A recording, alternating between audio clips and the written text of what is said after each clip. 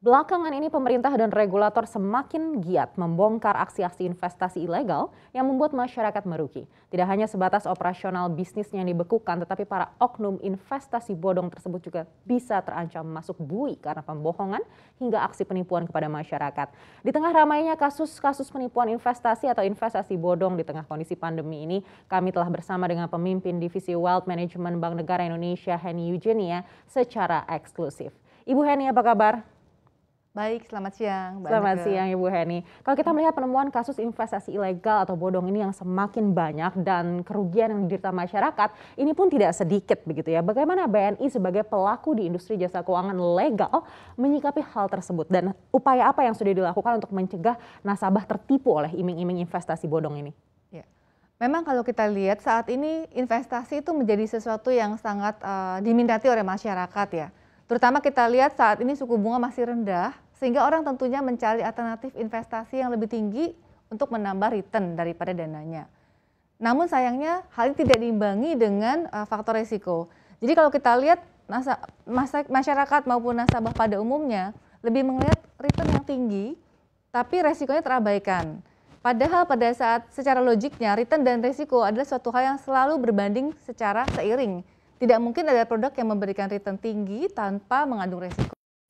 Nah, ini juga kami sudah lihat, kami turut prihatin juga dan maka kami juga selalu melakukan edukasi kepada masyarakat, baik melalui nasabah maupun secara online webinar yang bisa dihadiri oleh masyarakat pada umumnya, tidak harus nasabah BNI.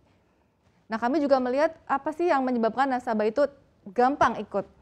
Karena beberapa kenalan, beberapa teman sudah ikut dan memiliki return tinggi. Padahal itu mungkin hanya permulaannya saja gitu kan.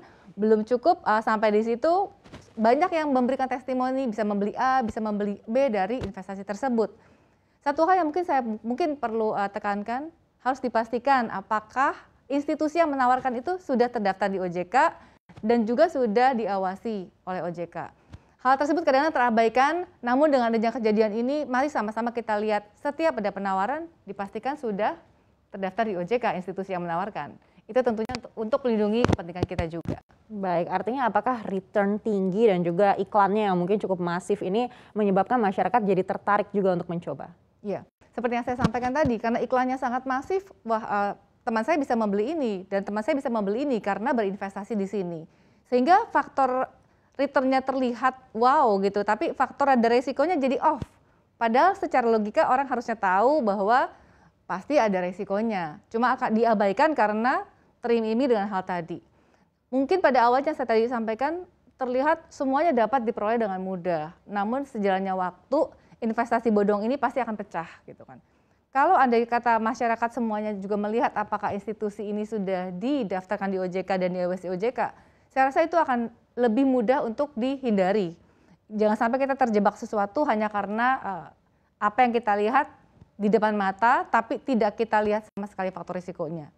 Dari BNI sendiri, webinar-webinar kami juga kita tidak hanya melakukannya sendiri, tetapi kita menggandeng manajer investasi dan juga tentunya regulator. Kami melakukan edukasi ke masyarakat tidak hanya untuk produk-produk yang bersifat agresif, tapi kita start dari yang bersifat konservatif, seperti ORI, Sukuk, dan mungkin yang lebih agresif seperti reksadana saham. Baik Ibu Henny, kita akan bahas lebih dalam lagi strategi apa mungkin yang akan dilakukan BNI juga untuk menggait lebih banyak masyarakat. Tapi kita harus break sejenak, jadi kita tahan dulu dialognya. Segmen Money Talks akan kembali usai jeda. Tetaplah bersama kami.